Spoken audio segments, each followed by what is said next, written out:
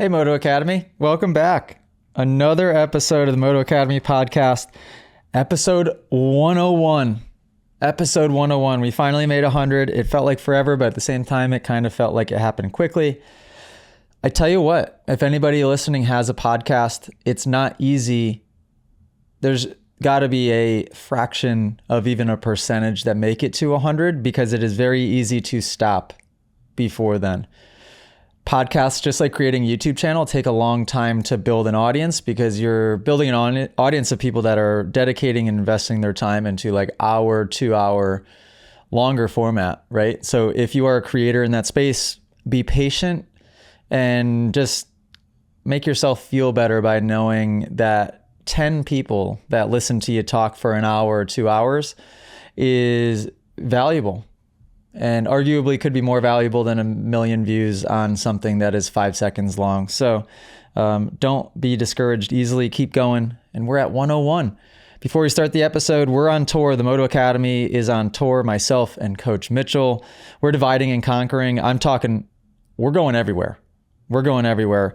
August 17th, Coach Mitchell will be in Wisconsin. August 18th, I'm going to be in Missouri. August 19th, Coach Mitchell will be in Meadow Valley in Minnesota for Mastering the Basics, which is pretty epic. Didn't even know that. That's cool. August 26th, Quebec. Coach Mitchell's heading to Canada. Good luck out there. Hope he gets back. August 30th, I'm going to Italy. MX Dorno, that class is going to sell out very soon because it's every day I see signups rolling in for that one. September 6th, North Carolina, Coach Mitchell. I'm going to Virginia. September 9th, simultaneously, Coach Mitchell's going to be in New York. And then the next day, September 10th, he'll have a Mastering the Basics in New York. That's at Compound MX. That will be really cool. That's a perfect track for Mastering the Basics because they have a corner track and they have figure eights, which will be cool. September 14th, I'm in Michigan. September 16th, Coach Mitchell's in Washington. I mean, it's amazing, actually, if you look at this. Our schedule, guys, go to the website, look at the flyer that's on the screen right now. We're British Columbia, Utah, Ohio, Minnesota, Texas, California with Adam Cincerillo, Colorado, New Jersey, California, Kentucky, and it goes on and on and on. Also, we just announced our first date for 2025, and we are going back to Salt Lake City, Jordan River State Park for an entire week. So let me look up the dates before I start yapping here. August 4th to the 8th.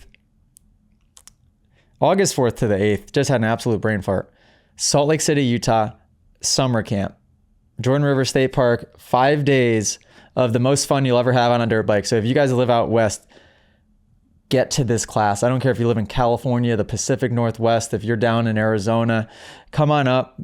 Hang for the week and don't wait to sign up because it is on the website now.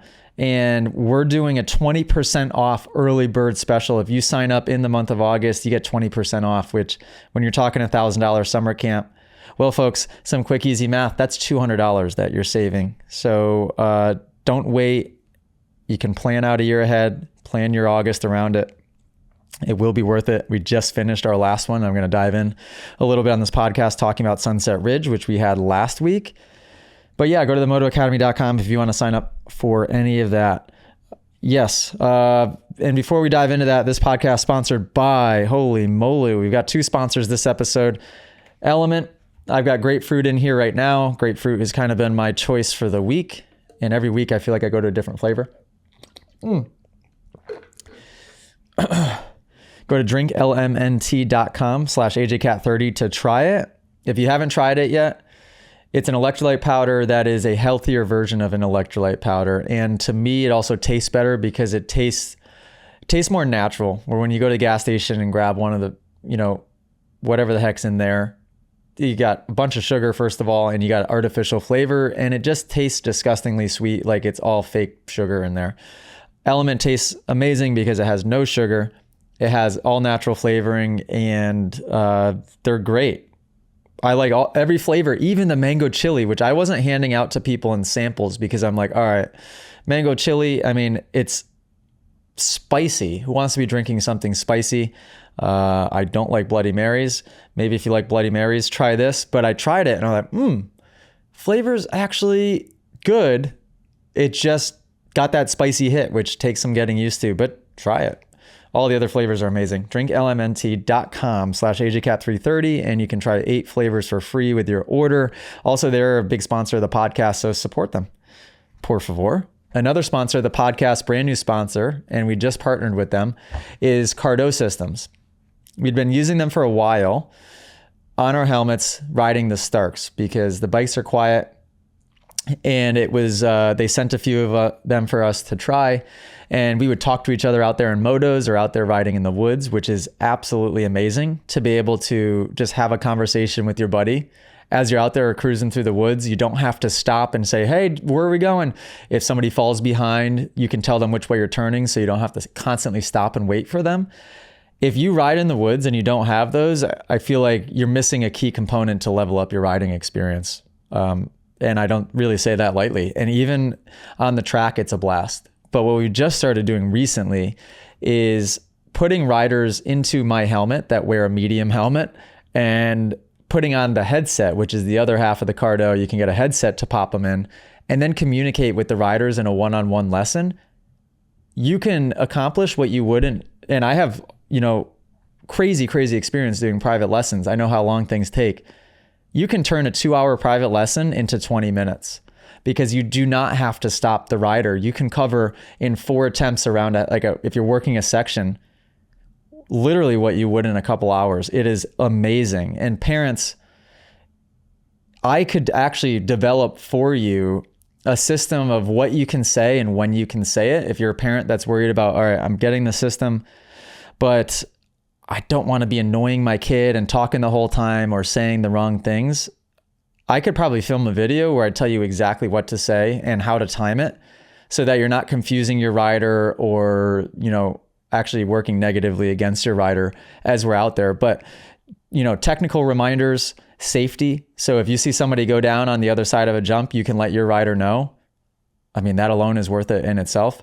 Somebody going to pass you, not to be dirty, but just to know, just for safety's sake, hey, there's somebody closing in, or you got plenty of space, don't worry about it. I mean, again, you can go down a pathway of saying too much, but it's awesome. God, it's awesome. And they sponsor this podcast. Sorry to yap about them, but they're very cool people that work there. cardosystems.com and use code AJCat330. Same as the Element landing page. So I think don't know what the discount is. I think it's 10%. We use the Pack Talk Edge and then the headset. The Pack Talk Edge that we came with, I'm pretty sure it came with 3 different hookups. Don't know. Make sure you read it when you end up on the landing page. But what was I saying? They're awesome and they sponsor this podcast. Let's hope I'm recording. Okay. Oh, man, always about 5 to 10 minutes in, I have a mini heart attack because I'm like, did I press record? I haven't been in here in a while. So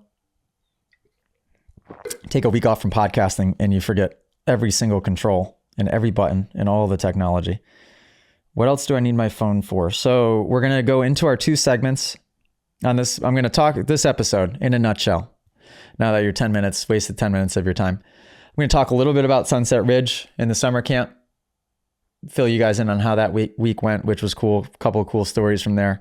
I'm going to dive in a little more for you guys. I got eaten alive on social media last week or the week before.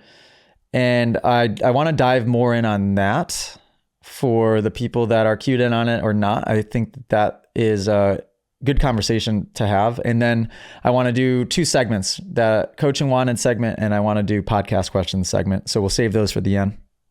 So Sunset Ridge, Illinois, coming into this class, I'm pretty sure as a team, we were all like, you know what? As it got closer, we were kind of thinking that it was a mistake that we booked it for a few reasons. We couldn't find any hotels or Airbnbs in an area that looked like a place that you would want to be in.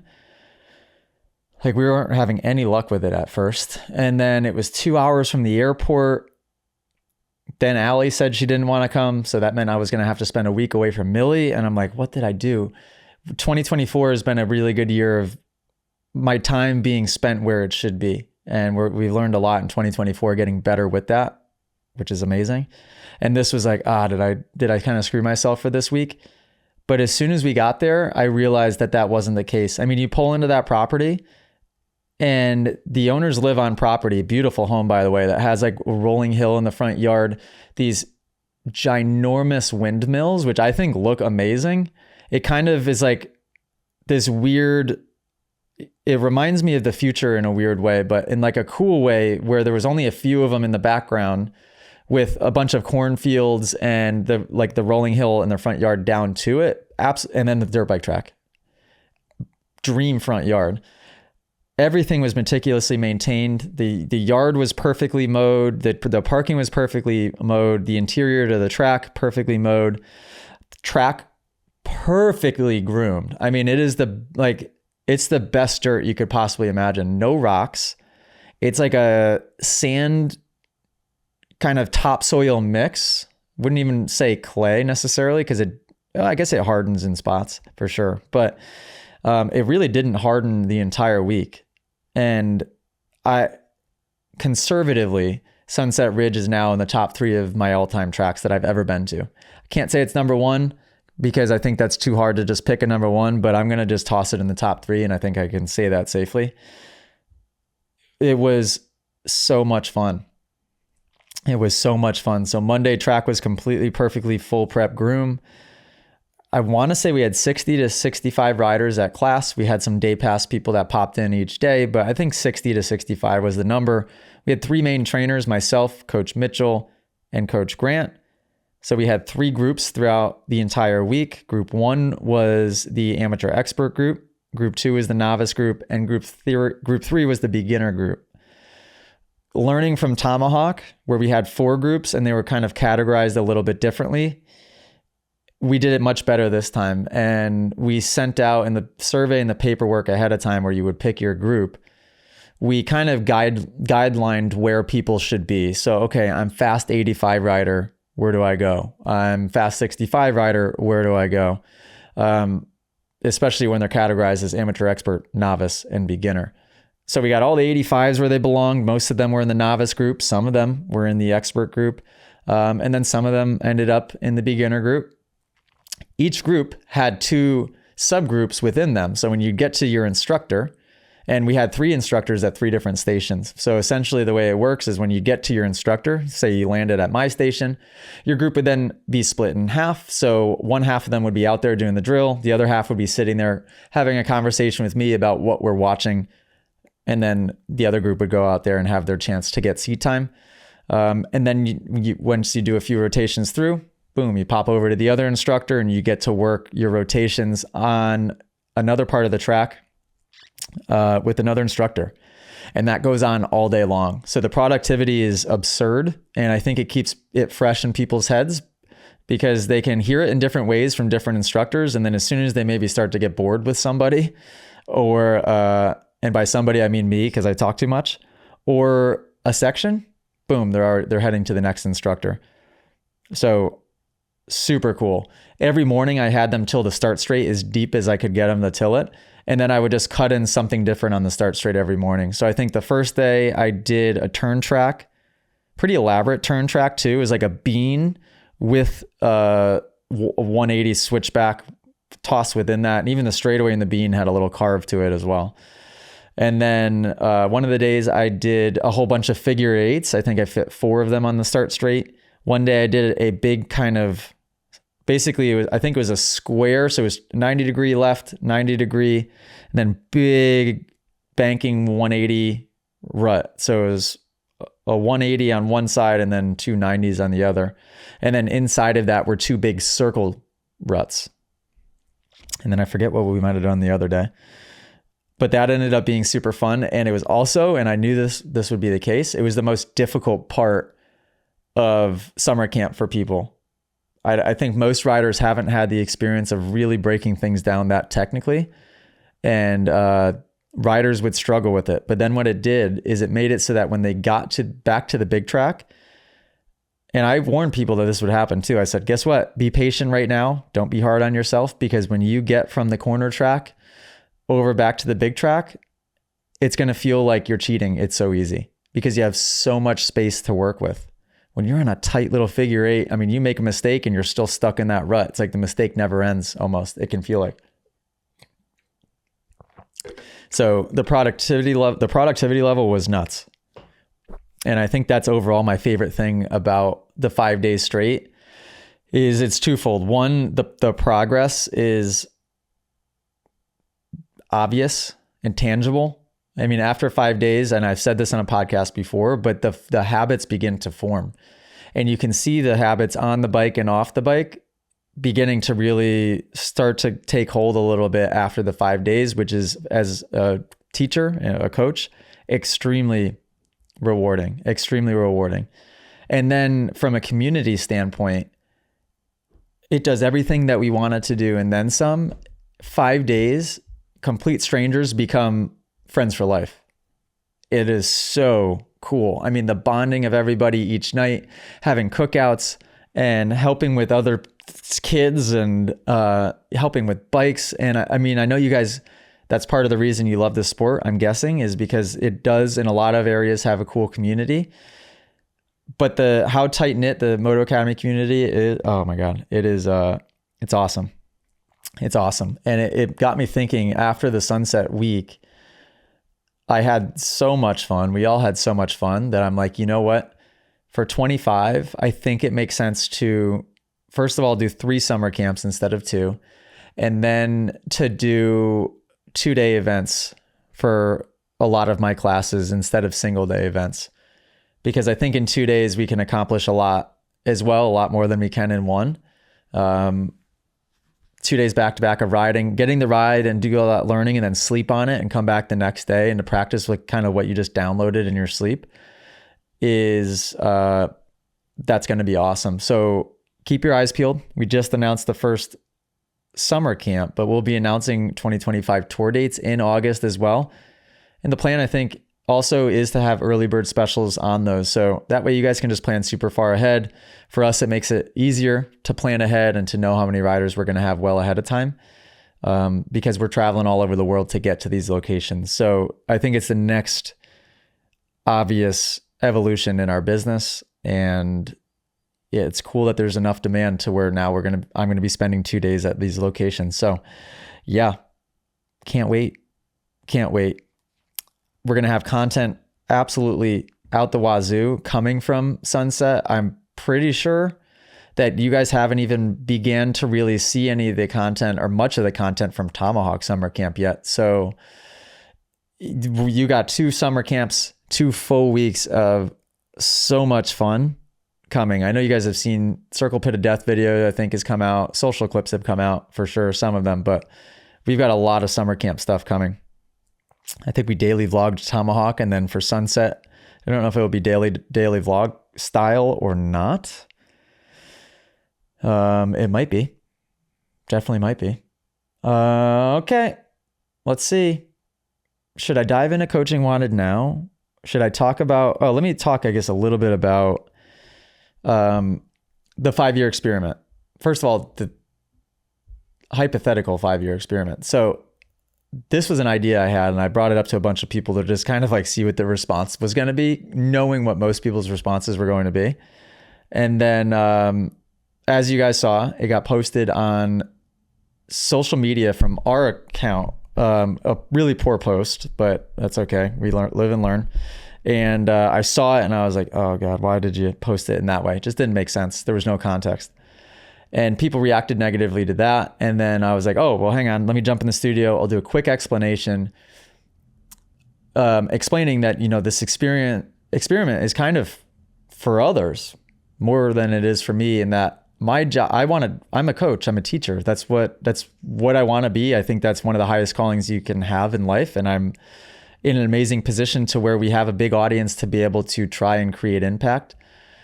And I thought it would be an amazing opportunity to showcase to people what potentially you can accomplish when you change your mind and when you completely switch the way that you think. My entire professional career, if you listen to this podcast, you know, I talk about it all the time. I was a low-level individual. I was insecure. I was self-obsessed. I was egotistical in a lot of ways that were bringing me down more negative, because I was spending all of my time trying to defend what I thought was my reality, right? And I didn't have very high expectations for my reality because I never thought far enough ahead to even do that. I know it sounds crazy, but it's very common. People don't know what they're going to do in a year or 3 years or 5 years or 10 or 20. And I had never thought about it. I was just trying to survive day to day. And it creates a really insecure, selfish type of person. So I know that there had been in the past, and I think that's what I was talking about with Rob as we sat here and I mentioned the 5-year experiment, that didn't like me for a lot of their own reasons. Some of which it was like me trying to break out of that shell of New England motocross. And I had an intuition, a feeling that I was meant to do something with a bigger impact than to just like be a local fast rider. And the New England riding community is like it's a hot spot for moto. There are so many people that ride. So if you're a fast New England guy, like you're fast.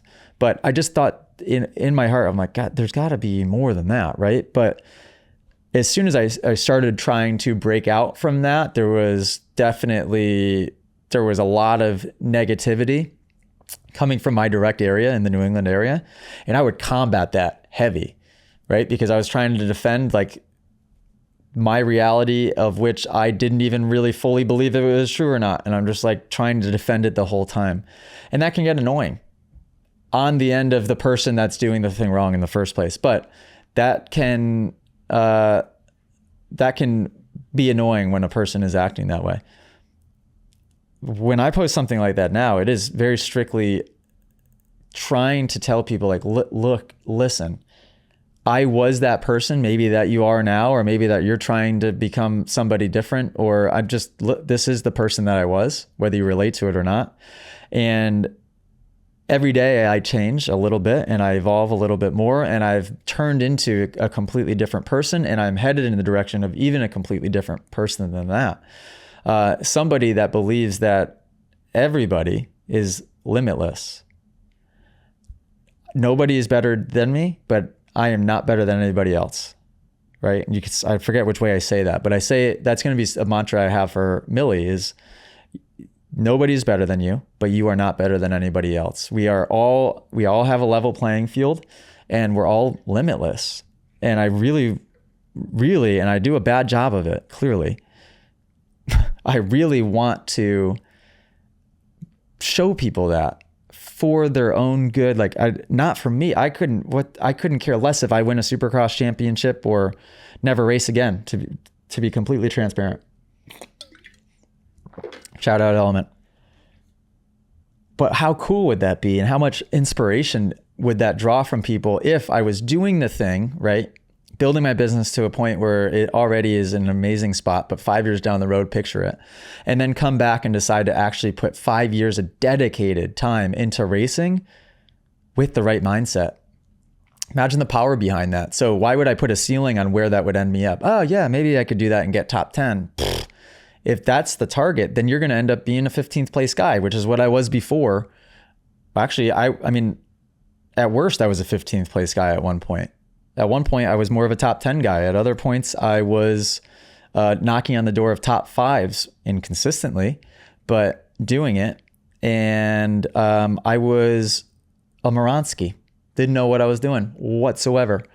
So I just think it would be cool to be able to make sense of that in real time, instead of people putting that up on a pedestal like I think many do with somebody like, let's say, Jet, or it doesn't even have to be a Jet. It could be, well, who's a 250 champion this year? Levi Kitchen. Did he win a Supercross championship? Deegan.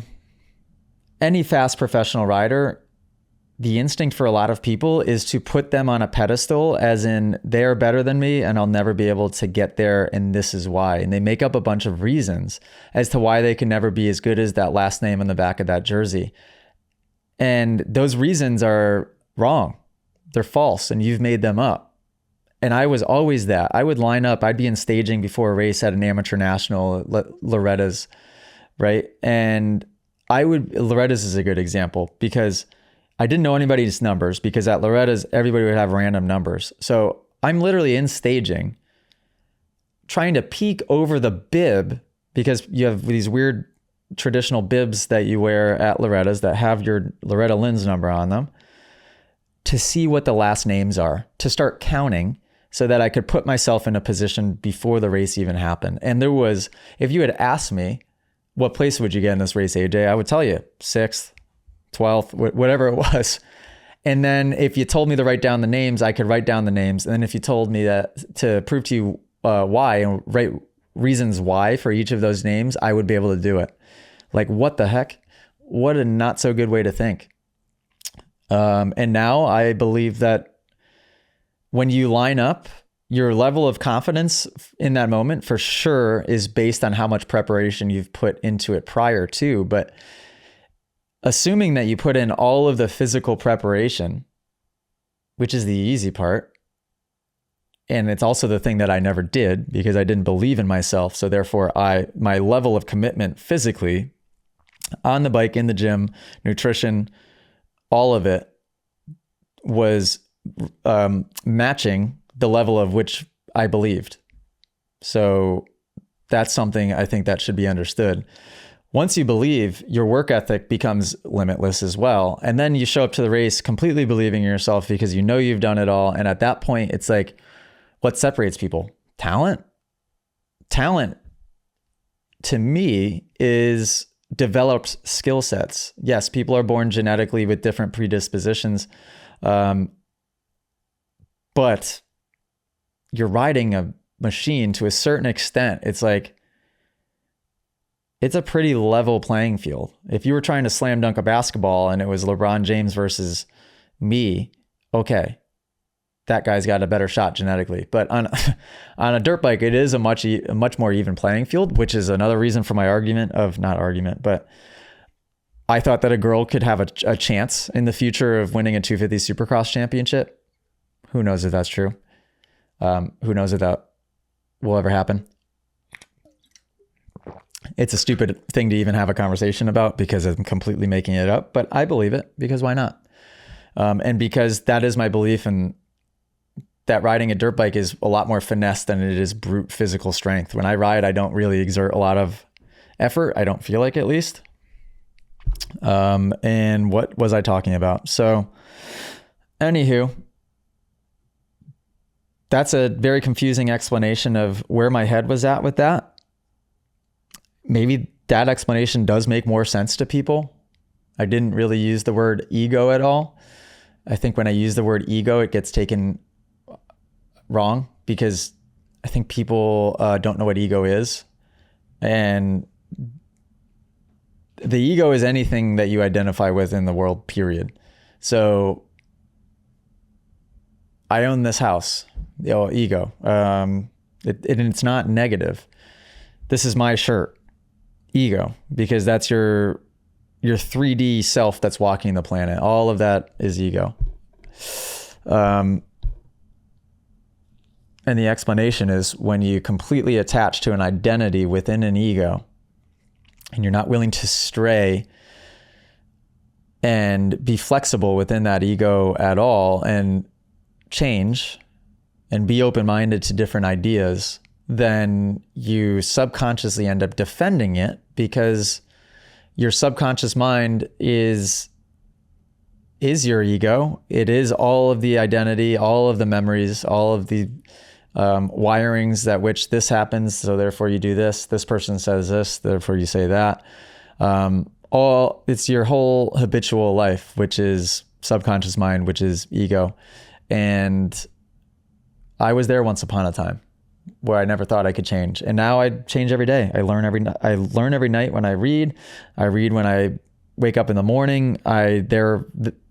therefore I apply the things that I read in like little life experiments, and whether it goes right or wrong, I'm able to correct and learn and grow. And then I go back into my books and I learn and read more, and then I apply it in real life and I grow. And I'm doing that on a every single day basis. Seems obvious, but a lot of people don't live that way.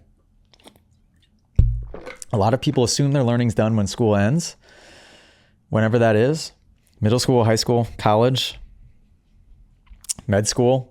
And then they don't really learn much after that. And they just get more and more and more set in their ways, because when you don't push to learn and grow and push to really feel uncomfortable, then you only become better at doing the things you're used to and more attached to all of the things that are in your life. Anyhow, okay. 32 minutes. Perfect. So I'm going to dive in. If you guys are in the Moto Academy app, post your riding footage. If you don't know how to do this yet, there are so many people that have been taking advantage of it, which is amazing.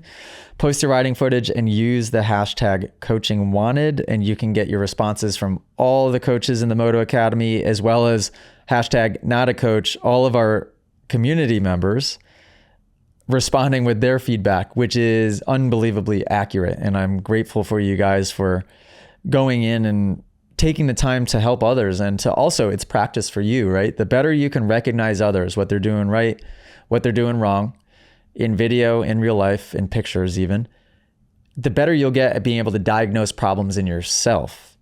So if you want to improve your own riding, watch others and study others, good or bad. You could be the fastest guy at the track watching the slowest guy, and if you can figure out what their issues are, I'm telling you, that knowledge only helps you. My riding is only improved when I became a higher and higher level instructor.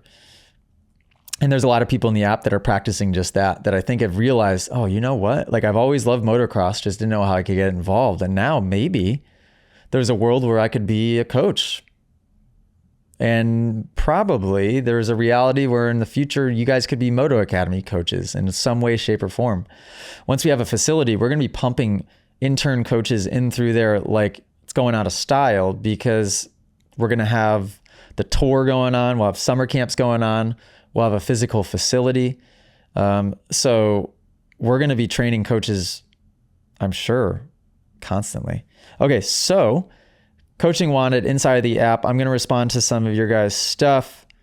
Right off the bat, getting the sick Moto Academy experience at Sunset Ridge. This is Chase, who's riding. I think he's making the right body adjustments, but wanted to make sure slow-mo and wanted to share this in slow-mo and see what he can work on to get right. So Jay Kester, shout out. This is from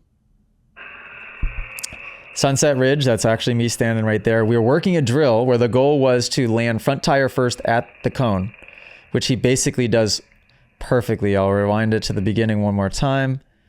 The purpose of this drill is I wanted the riders to be able to get consistent distance read on the jump, which most riders struggle with, and then consistent pitch of the bike to get that front end to hit the way that they want before they start jumping further or try to clear this step up. That was great on his end. Only thing I would do really is try to keep the legs stronger when you land so the knees don't blow forward like they did just a little bit in front of the foot pegs. And then with that, the head in the air does go a little bit too far back, subtle, but that's me being picky. Other than that, darn good, Jay Kester. Shout out, nicely done. I'm going to go down from there. We're going Michelle Caralti from Switzerland. How can I ride more smooth and with more flow? Hashtag coaching wanted. Get in the app, guys, would you?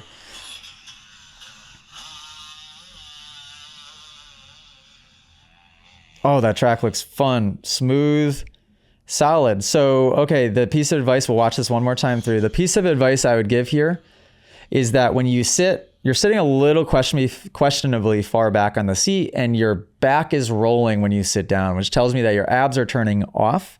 So therefore, when you slouch, it connects your upper body to your lower body, which is the most dangerous thing you can do. When you sit down, sit a little further up on the seat and tighten your abs, and it will pull your back more straight. It'll put your hips in an anterior pelvic tilt, and it'll allow the bike, Google that by the way, so you can see the structure of the skeleton to see what it looks like. And then that will make it so your lower body can move freely, which in the sand is incredibly important because you have to let the bike move all the time. Same thing in mud riding. We had a muddy class the other day. If you weren't anterior pelvic tilt with the hips while sitting, you'd be connected to the bike. And as soon as it would want to wash out a little bit, you're going right there with it. Forget about it. It makes it so difficult. Going down to Matthew Barout. Shout out Matthew, 8th in points from 29th in Vet B. Wow, big improvement. What can I do to improve aside from jumping? I'm currently working on getting past the jump jitters on race day. Just kidding. That's a GoPro, and it's a long GoPro, so we're not going to watch that one. But I did respond to it already in the app. Don't worry, guys. I'm going up now, the opposite direction. Good luck, editor's note, keeping up with me on this one. We're going to go to Isaac Robertson, just above Jay Kester. For social media clips, you guys listening are going to have to just deal with this, but I'm going to do very quick intros each time just so these can be used as social. Coaching wanted inside the app. We got Isaac Robertson. Hey, I was wondering if my head was coming too far back over the small rollers. Let's see. Ooh, working with a slow-mo. Yeah, I'd say arguably, yes, maybe your head is coming a little too far back, but if you watch, you do a pretty good job of bringing it all the way back over the crossbar pad each time. Those are kind of steep rollers, so I could see how you'd want to really let that bike lean underneath you the way that you are. I'm going to watch it through one more time. But yeah, overall not bad. I would say yes, your head could probably go a bit further forward than that. When you guys hit rollers and when you hit whoops, general rule of thumb is don't let your chin come behind crossbar pad. And the misconception with rollers and whoops is most people think, wide open and lean back. That's how you get through them, right? No, that's actually the worst way to get through them.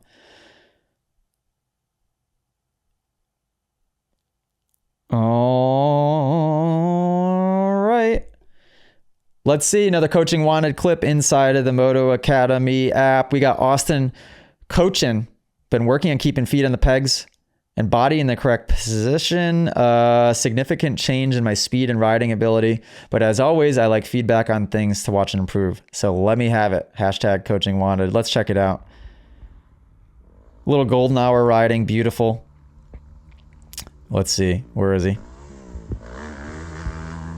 So pretty smooth. Good gear selection, I think, on 450, is it? Definitely a 450. Okay, so first thing is keeping stronger legs when you land. If you replay that first clip of you on that tabletop going by the camera. Good job, feet on the pegs in the corners. Next jump pretty good, but knees blew forward on that one. Also, knees a little far forward on that last takeoff. Good job leveling that bike off. Yeah, so I'd say common theme through here, Austin, is your knees are a bit too far forward when you stand, especially on that landing. Remember, guys, when you hit jumps, the knees, there's exceptions to this, but barely ever. The knees should stay behind the foot pegs. They should stay on top of the foot pegs, not go in front of them. That is true for takeoffs, and that is even more true for the landings of the jumps. Don't be afraid to sink those heels down and flex those ankles, but we got to keep those knees back.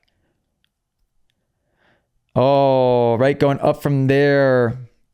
Coaching wanted inside of the app. We got Andrew Wilson.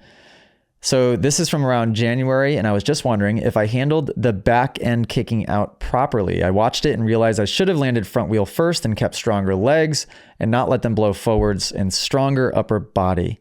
Let's see. Hashtag coaching wanted.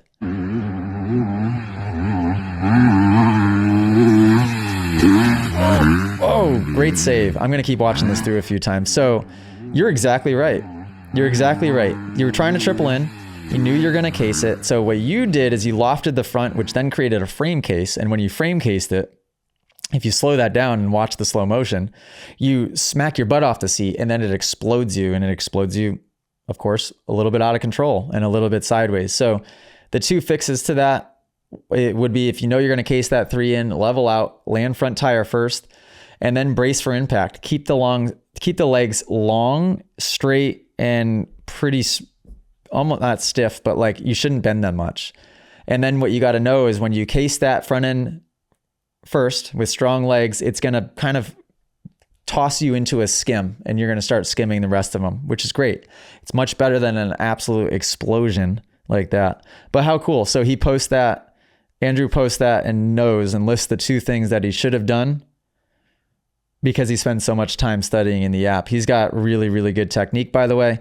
That's just one of those panic moments where you know you shouldn't have done it, but it's just that instinct to loft the front. The more you practice, the more you'll get used to, in those scary moments, sticking to hitting front tire first. Okay, going up from there. Hunter01, hashtag coaching wanted, inside of the Moto Academy app, says, was going through some footage from the past races. After rewatching it a couple times, I could have used a little more speed and should have waited a little longer to level the bike out. Close call. Okay, let's see. Oh, triple step up. That's at Budds Creek. Straight over the berm. I've done that before. Not by casing it. I've done it by overshooting it. But let's see. Oh, all right. So if you watch this clip back a few times, he does a good job. Hunter does a good job of tapping rear brake, getting the bike leveled out, but then immediately gets back on the gas. And Hunter, what that does is it just drops the back end back out from underneath you. So that correction that you just did and that work you just did to get the bike leveled, you now just defeated the purpose. And then you end up frame casing it or slapping down the front because you land front end up on a big case, which is not what you want to do. So next time, I'd say you brake tapped at the right point. Just hold the clutch in and don't let the clutch out for a little longer once you've brake tapped. So that way it continues to pitch the way that you want it. And then when you get on the gas, do it right as you're hitting the ground. Don't do it at the halfway point in the air because you'll brake tap and then readjust this way. And it was all for nothing. Hopefully that makes sense. Very easy fix and also a common mistake.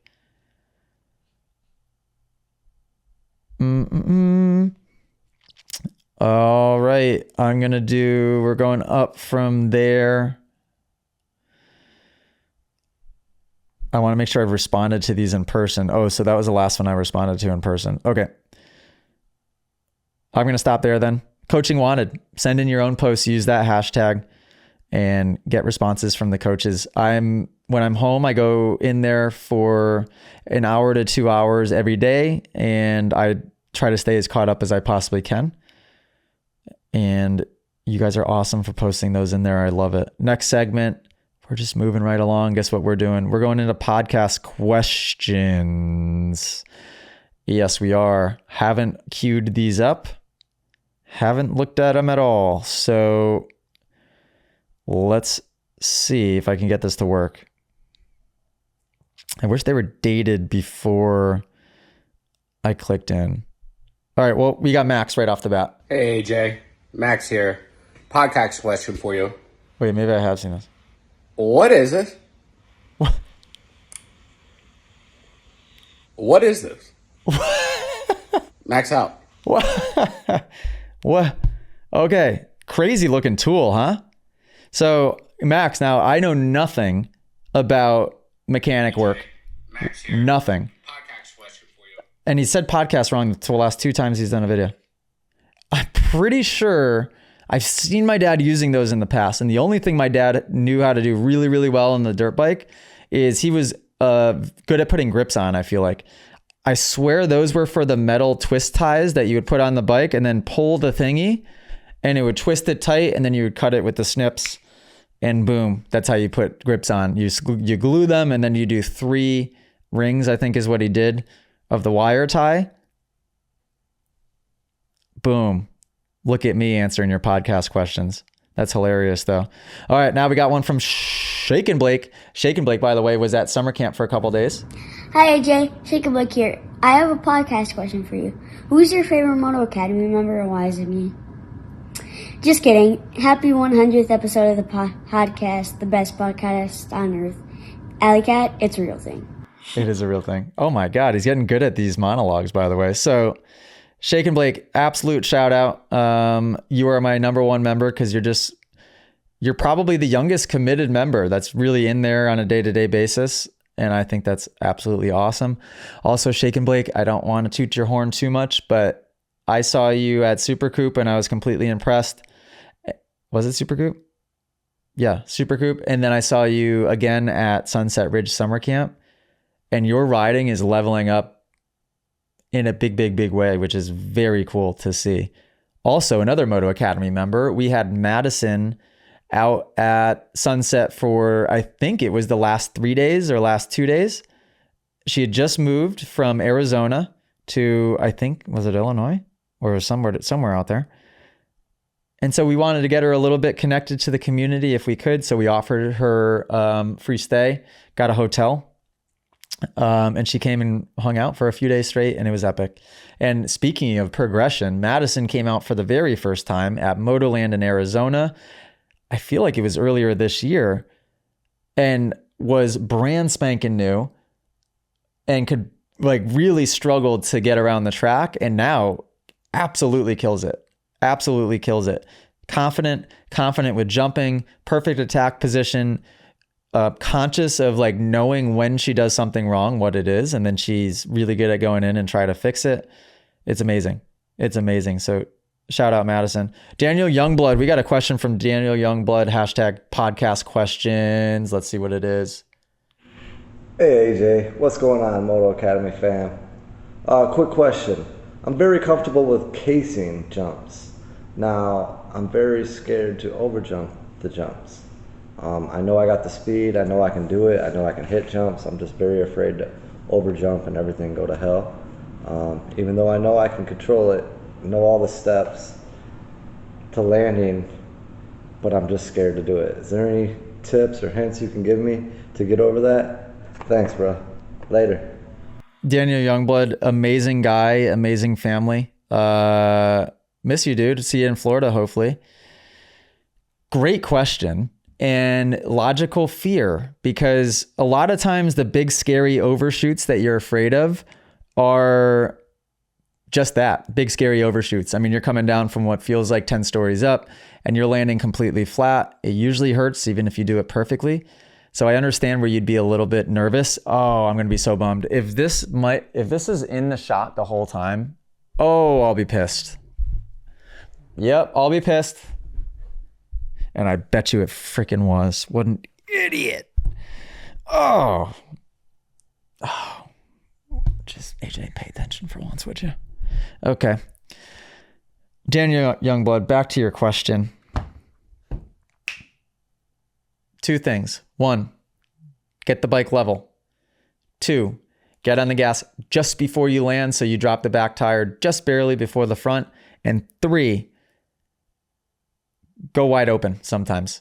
The faster, the harder you land on the throttle, the smoother that landing is going to be. And I think, yeah, a lot of times, a perfect example, at Sunset Ridge at the summer camp, there was a triple step down. Super fun jump, fun scrub jump, but it was going down a hill. And it was a step down, so the takeoff was super steep. The landing was this tiny little landing. And it floated down the hill. So it was already a step down, more of a step down because it's going downhill. The landing was impossible at times. So a couple times I hit it. And as soon as I took off, I was like, well, here we go. I am landing completely flat. I'm not even going to touch the landing. And I've jumped now 110 feet and fallen from the sky. This isn't going to feel great. I also watched Brett Q do the same exact thing. And anybody that would have listened to that or anybody that was on property at the time, it probably sounded pretty ugly because I went to go whip. And as soon as I went to go whip, I knew that I was going to overshoot. So what I did right away is I panic revved, like as soon as I took off, to bring the bike back around. And then when you do a whip, the bike is supposed to dip front end low. So to bring the bike back around and to bring the bike back around front end high. So I go wide open right away. Then I'm pretty sure I then had to brake tap to level the bike out because it was too front end high. Get the bike leveled out. And then right before I land, and this is on a 450, I go wide open again and it drops the back just before I land. And I could pull myself out with that power. That was 4th gear on a 450. So quite a bit of power coming out from that. What I would do to build confidence is practice on smaller tabletops that aren't shooting you super high in the air. Trying to think of a good example at Punta Gorda. A lot of those overshoots would probably hurt pretty good. Like overshooting that finish line, for example, that's a long ways down. I'm thinking of like the tabletop into the tight right-hand corner in the middle of the track. The problem with that one is you're in the corner right when you land. So that might not be the best one. There's got to be something. But pick a tabletop that you don't get that much height and then just practice jumping out and landing on flat. Or great drill, find a roller somewhere that you can just start jumping to the flat and just get more accustomed to what it feels like to launch something and to land on flat ground. That's all. You're used to landing on a landing and you just got to practice jumping to flat. That could have been answered in 5 seconds. Whoopsie daisy. All right, we got a couple of written questions. Oh, actually, we got a lot of written questions. Okay, so I'm going to go through these.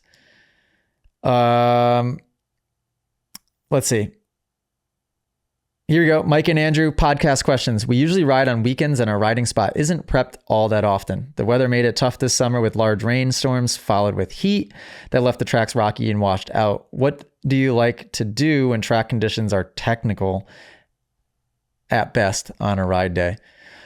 Certainly don't focus on trying to go fast because then you're just going to get yourself frustrated and aggravated. I would focus, honestly, probably a lot of feet on and just trying to make as few mistakes as humanly possible. Maybe if there's a good jump that you could work and get some jumping practice in, I'd probably maybe focus more on section work. And if a lot of the track's mangled and destroyed, if you can find a corner or two, that's good. Session that corner or two. That would be my strategy. Good question. Mike and Andrew, another question. So you sold the 450. Shout out. Sold my 450 in about 5 seconds inside of the Moto Academy marketplace. I'm not going to post my bikes ever for sale publicly because everybody knows what it's like to sell something publicly. It's not great. It's annoying. People lowball you. It's a lot of a waste of time a lot of the time. So we've got a marketplace inside of the Moto Academy app. I posted it in there and quite literally, I think I got a direct message in the app within 15 seconds and sold it just like that. So shout out, I think Nick. Yep, I think Nick. He's going to actually come pick it up from driver Jamie. So and I gave my 2-stroke away at summer camp. So my straight rhythm bike is now gone. Shout out Brandon. He won it just by being a member inside of the Moto Academy app. The straight rhythm bike paid 15,000 euros, custom built from Italy. It was a masterpiece. Just gave away my baby. So that means I no longer, all I've got left are 3 Starks and 2 KDX 200s. Oopsie daisy. What's on your radar for replacement? When do you suggest Weekend Warriors to mix it up with a new or different bike? Good question. I mean, I think a good cadence to be on, honestly, if you're willing to take a couple $1,000 hit each year, which I think if you ride once a week or even once a month, that's kind of worth it. Then buy a new bike each year and then just sell it before it gets too beat up. Sell it after a year of riding. That way, when you sell something, you kind of feel better about yourself that you're selling a bike that's in really good shape. I personally price super low. Like I sold my 450 in the marketplace for $6,500. It was a 2023, had 60 hours, flat 60 hours on it, maintained professionally. I mean, the thing was meticulously maintained. It was in perfect condition. And so $6,500 for that, like you can't beat it. So that way people aren't like trying to finagle or price. You feel good about selling something, not ripping somebody off. But I think I bought that bike for $9,000 out the door. So I lost $2,500, but I got 60 good hours. Let's do the math. $2,500 divided by 60 hours. So I was paying $41 an hour for that fun. Worth it. Worth it. What's on my radar? 2025 Honda 450. I want to see what that suspension changes did. And, I think they made big chassis changes to try to make the suspension feel more plush, because the old Hondas, without a doubt, and by old, I mean 22, 23, 24s, were rigid as all get out. And I was almost hesitant to recommend that bike to beginners and novice and amateur riders because they'd even get their suspension done and it still wouldn't feel good. So like the Stapes did my suspension for me on my Honda 450, and that was the only Honda 450 I ever rode that I was like, ooh, this setup's nice. Like, it feels plush. But then when I rode driver Jamie's setup, hint, hint, cough, cough, driver Jamie and myself are doing a suspension company. Whoops. So he did a setup on the forks on his Cowie, and then I got back on my Honda and I was like, oh, that's not plush. That Cowie's plush. My Honda is not plush. So anyways, splash that everywhere. That's what's on my radar. That's what's on my radar. Oh, Motomac just asked the same thing. He goes, 125 given away. CRF 450 sold. What is the new 330 machine? Yeah, so for now it's the 2 Starks and the 3 Starks, and it's the 2 KDX 200s. But yeah, you might see a new Honda 450 before too long, I think. Yeah, I don't know what else I would want.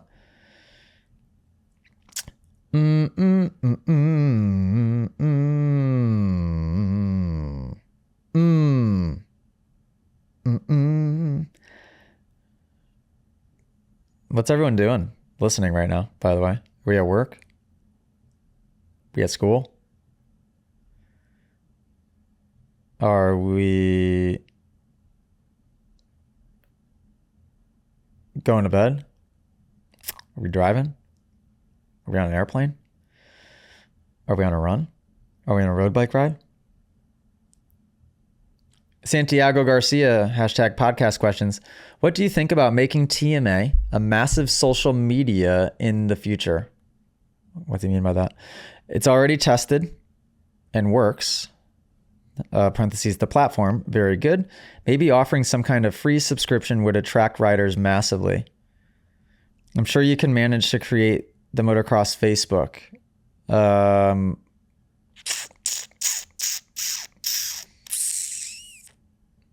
It would be a crazy growth for the community. Maybe we could even prepare a Spanish-speaking section for Latin American riders. Yeah, because for those of you that don't know, I'm pretty sure that was Facebook's strategy, right? Was like, let's get the masses in here and then let's make our money not on charging for the subscription, but let's make our money charging for ad space on the platform. Now, the negatives, the positives with that is that you get more members, which is therefore more people to try to convert to your paid service as well. The negatives to that maybe are a little bit overwhelming, would be that you lose the barrier to entry. So therefore, I think you compromise a little bit of what the community is now, potentially. That's a risk. You then have to have ads on the platform to be able to justify having all those people on there for free, I would think. And then the only other negative I think of off the top of my head is, well, okay, what does that free service look like versus the existing $9.99 service? And what are maybe some things that it doesn't get you where the paid service does? But I do think there is something to that, because even committing to a $9.99 subscription a month, which is the community level subscription, that's a lot.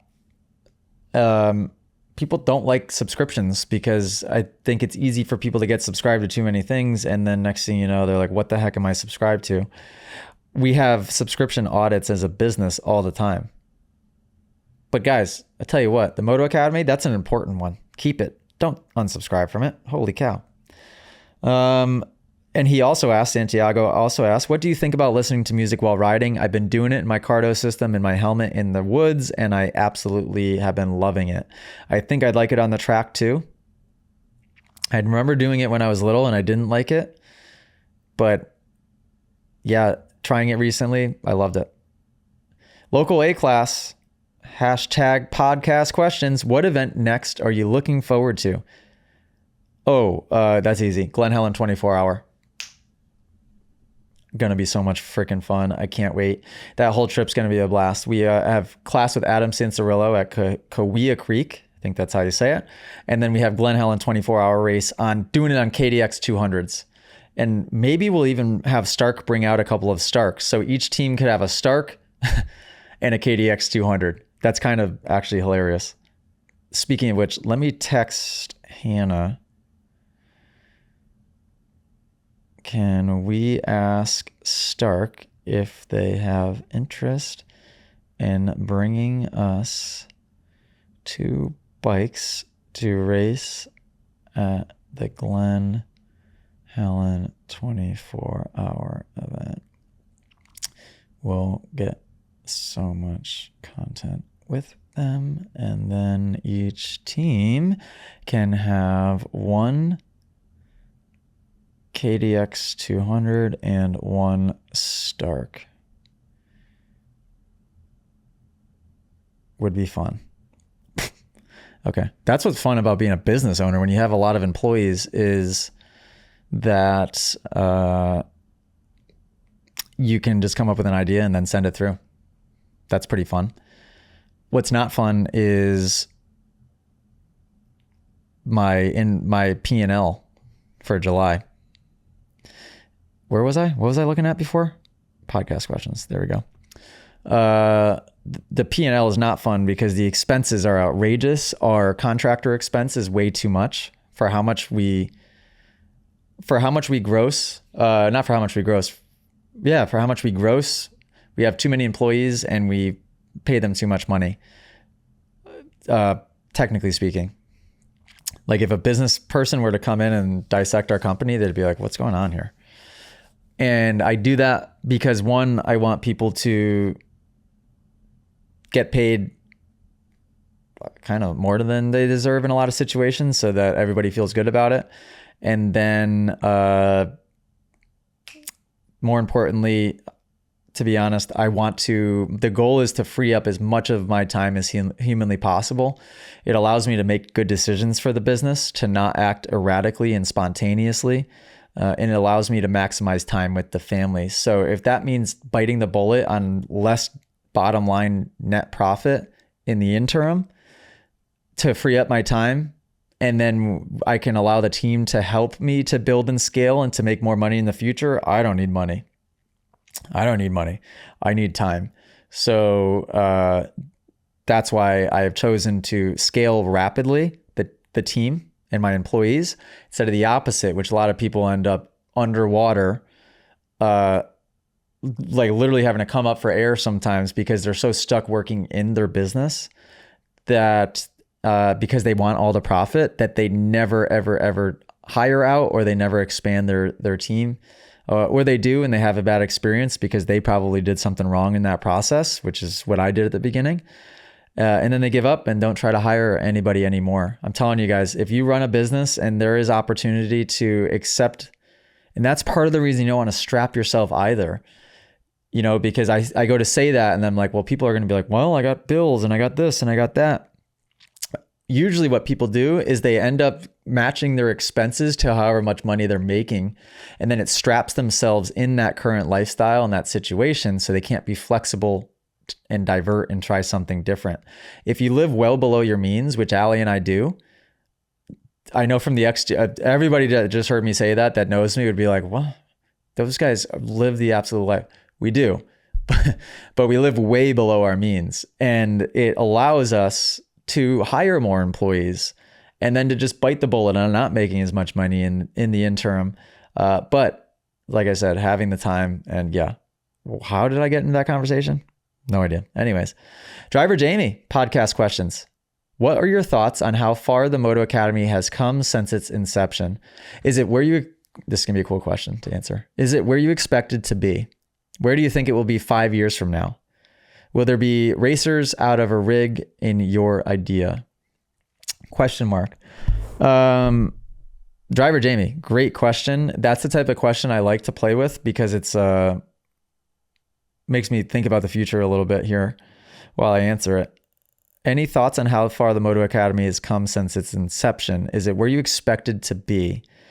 Oh, well, no, depending on what year you'd asked me, then that answer would change very much. So upon its inception, so let's reverse back to 2016. If you had asked me where would it be, no, I would have guessed way low on that. Now, had you asked me 2 or 3 years ago, where it would be. By 2024, I might have actually gone the opposite direction. I might have even overshot where we are now in 2024. What's the saying? Humans they tend to overestimate what you can accomplish in a year and underestimate what you can accomplish in 10 years. That's not the exact year amount on that quote, but the saying in itself is true. In a relatively short amount of time, I really do think we as humans tend to think that we can do way more than what is actually possible. But then when it comes to the 5-year and the 10-year and the 20-year plans, I think people grossly underestimate their capabilities. So, which what I just said, I guess, just backs that up. Where do you think it will be 5 years from now? Well, Driver Jamie, you're trying to get me canceled again because I just tried to answer that with dirt bike stuff, and people didn't like that very much. Where do you think it will be 5 years from now? The Moto Academy. Okay. Cancel me. We'll have our first physical community, without question. 5 years from now, I'll also be deep into getting into racing, which means I'll need the most competitive bike possible, which will mean we'll have to have different tiers of the Moto Academy team. We'll have the private tier team, which basically what we're operating now out of a nice Sprinter van, probably pulling a double axle trailer or something. You can have a private tier team, which can all be maybe like the coaches that I train to ride Supercross that will be living at the facility. So that would be like that cool dynamic there. I think maybe have the amateur team, which can be the same setup that goes to the amateur races. And then you could have the factory team, which, you have the semi, and then you have that next step up in bikes that can win championships, which in 5 years down the road, I would be on that team. And we'd have a couple of our other top 5, top 10 contenders on that squad as well. What else? I could start getting specific when it comes to dollar figure amounts and subscriber count goals for that far out, but I don't need to say those. Amount of employees, I'd say in 5 years, the goal would be to be no more than 20 employees in 5 years, because our goal is to try to keep it really tight knit and highly efficient with a small team. I don't want to, although I scaled the first 10 quickly, I want to be really, really, really, really strategic in how and where we place the next 10. So I think maybe it took 1 year to get 10. It's going to take 5 years to get the next 10. Just a guess. Could not end up that way, but I think that's sort of what I'm thinking. Yeah, good question, Driver Jamie. Christian, congrats with podcast number 100. Thank you, Christian.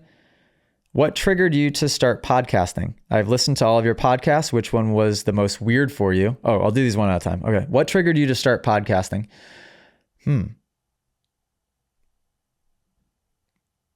Well, don't know. Because I don't know when I started podcasting. So my guess is I would have been listening to one almost threw up. Would have been listening to one before that, and I was inspired to do so. I probably was listening to Joe Rogan's podcast at that time. I think I saw what he was able to build out of it and thought it was amazing. And then with some quick reflection as well, you can quickly figure out that, okay, well, podcasting, you can do it for not that expensive. I'm not flying a team around and trying to hire professional videographers. It's like I buy these 2 mics, the highest end mics, for $400 or $500 a piece. I get 2 high end good cameras with good lenses, a couple $1,000, $4,000 there, $5,000 there. The Rodecaster Pro thing to do the audio. Don't know how much that is. Maybe $400. The light. I mean, I'm less than 10 grand all in on my podcast studio. Maybe a little bit more than that if you count the furniture.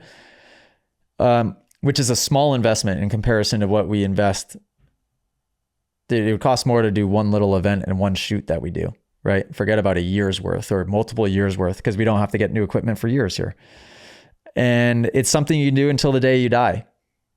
I think where people, and I said it right at the beginning of this podcast, I think where people go wrong with podcasting is the audience takes a while to grow, so they give up quickly.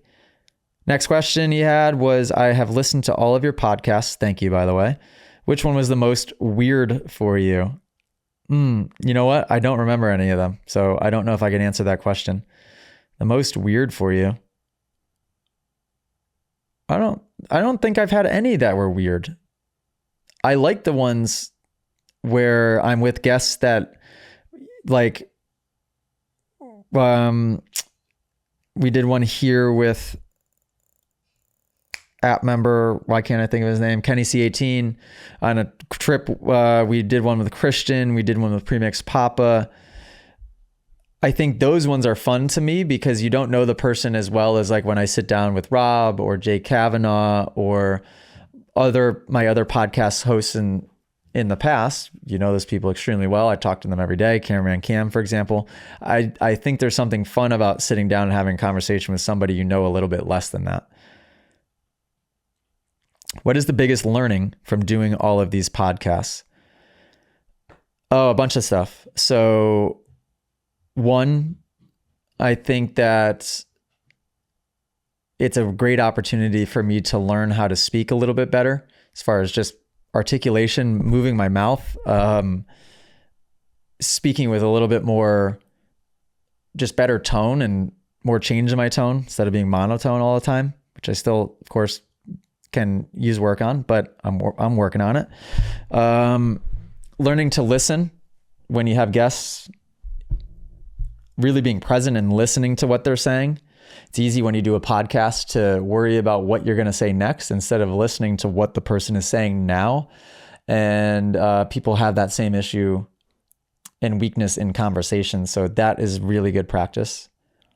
Getting comfortable sitting in silence, whether it's just me doing a solo episode and not feeling like I have to get it all out quickly or fill the small little gaps with saying something. I can sit there and think for 1 second if I need to. It's a great lesson to learn. I just think you feel more present and less rushed all the way around when you can be a little bit more still in a conversation. So that's a great one. Learned a lot about lighting. Learned a lot about audio. And I'm sure a lot of other things. And just also the content of the conversation that you have. Endless amounts of learning within that. So, which might have been your question in the first place. Whoopsie daisy. What types of questions do you like most? Probably ones like this, I guess, where it makes you think for a second before you have to answer. Instead of just like a very basic question where it's a fact, it's more of like data or a fact. I like the ones where it gets me to think a little bit. What was the longest and shortest podcast? Shortest had to have been a solo episode with me. Definitely not this one. This might be my longest solo episode. Longest podcast, honestly, was one that I shot with Rob that we messed up the audio or the video and it never got published. And that was the longest podcast ever. Whoops. And then Haley 513. I'm going to end it on this note because I hear stomping around upstairs. I think Millie is waking up. Haley 513, shout out. If you wanted to build a track, what kind of permits, zoning, or laws would you want to look into before purchasing land? Holy cow, you want to look into all of it. So you want to find a local real estate agent that knows everything that there is to know about that plot of land, that city, that county, and everything that you'll have to go to get the correct permits that you'll need and the correct testing, whether it be decibel testing or agriculture stuff or environmental stuff. I mean, I think environmental stuff is what I meant. All of it. I see too many tracks where people purchase a property and they're like, oh, I'll just build a track and they can't tell me what to do. It's my property. That never works well. That definitely never works well. So, and I've seen it many, many times. I've seen people invest millions of dollars into places and for them to just go bye-bye. I'm not going to do that. So yeah, take your time, ask the right questions, find the right person that's local that can help you. And thank you guys for listening. Episode 101. I think we've done it. I've got 500 messages waiting for me in Slack, which is how we communicate as a team now. And I tell you what, I love Slack. If you guys have, we had everybody in an iMessage thread, and I had like 6 or 7 different iMessage threads before for all my employees. And now we all communicate in different threads inside of Slack, and it's way better. It's way better. If you could just hit the catch up button to get caught up, and it tosses you through the different things that you're tagged in or that are relevant to you. And then you can either mark as read or mark as unread and just continue to flip through them and answer as you go through, mark it as read. It tosses it out so you don't have to worry about it. So if you go like today, for example, we just went to go get coffee. Now I'm podcast recording. I haven't been by my phone in 3 hours, and I have all these messages. I don't have to do all the manual scrolling. I just go to that one caught up page, and it works flawlessly. Episode 101. Thank you to the 2 people still listening. Shout out to you guys. Please sign up for a class. Go to themotoacademy.com. I want to meet you guys in person. And if you see me in an airport, which has been happening a lot lately, come say hi. Come have a conversation, because why not? Toodaloo.